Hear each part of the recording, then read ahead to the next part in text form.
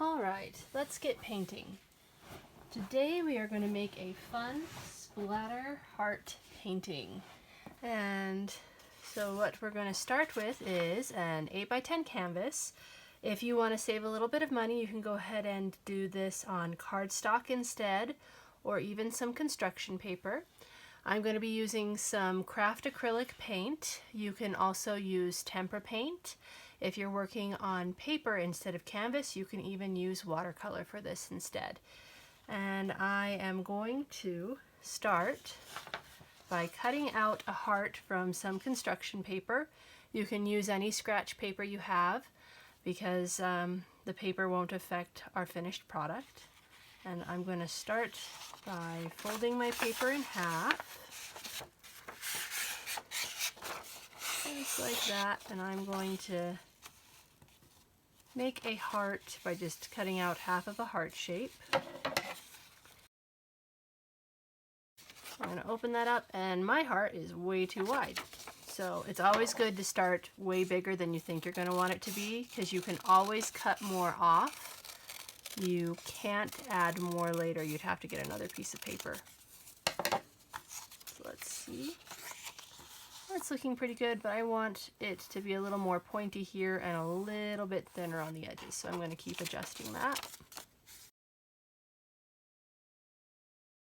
There we go. That's about how I want it to look. So I'm going to take this heart, and I need to get it to stay on my canvas so it won't move around, or if you're using paper, you're going to want it to stay still on your paper. So I'm going to take a little bit of blue painter's tape. You can also use masking tape.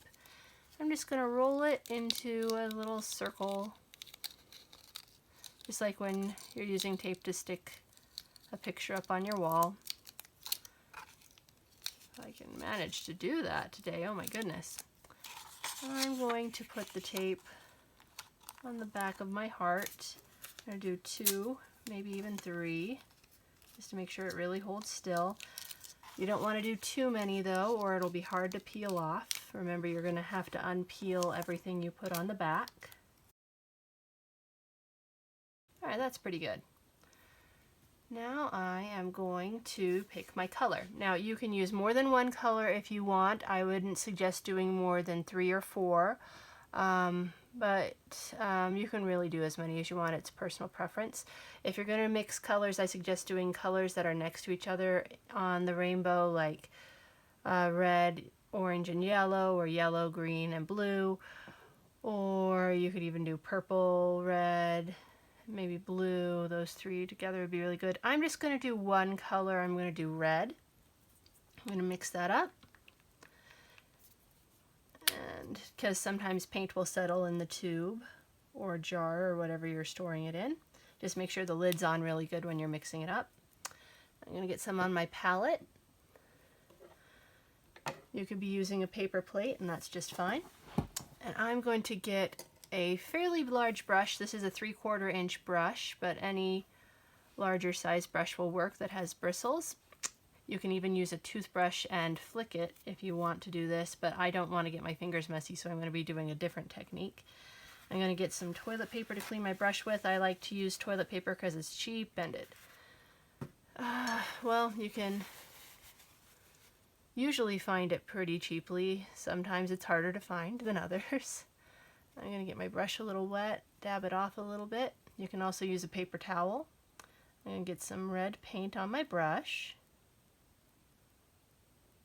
I'm going to start out with more paint than water, and then I might need to add more water. And then I'm going to grab a brush. It doesn't matter what size it is, because I'm just going to be using it to tap my other brush on to get some splatters onto my canvas. So let's get that going. And I'm going to try to aim for the edges of my construction paper heart as much as I can aim.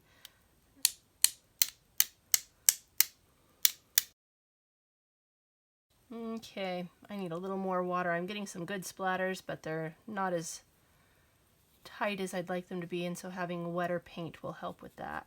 So I'm going to add some more water. I'm going to rotate my canvas every once in a while so that it comes in at a different angle when I'm splattering.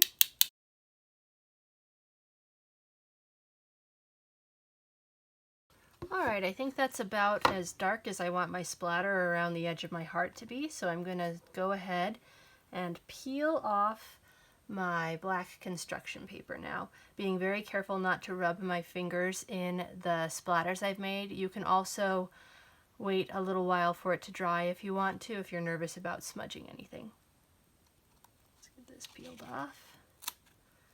There's my heart, and you'll notice it's not perfectly a crisp edge. There's going to be little areas where the splatters got underneath, and that's just fine. If it really bugs you, you can always go over it with a little bit of white paint. I am actually going to break the edge of my painting a little bit more by adding some more splatters.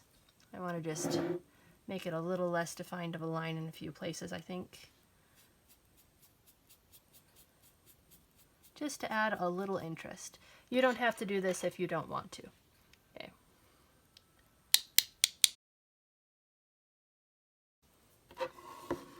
Get those spots again at some different angles. And there you are, a nice heart painting made out of splatters. I hope you had fun, and if you want to do another painting like this, you can do any shape you want. You can make it really complicated, like cutting out a silhouette of a face, or you can make it really simple by just doing shapes or flowers or hearts again if you want, and just have fun.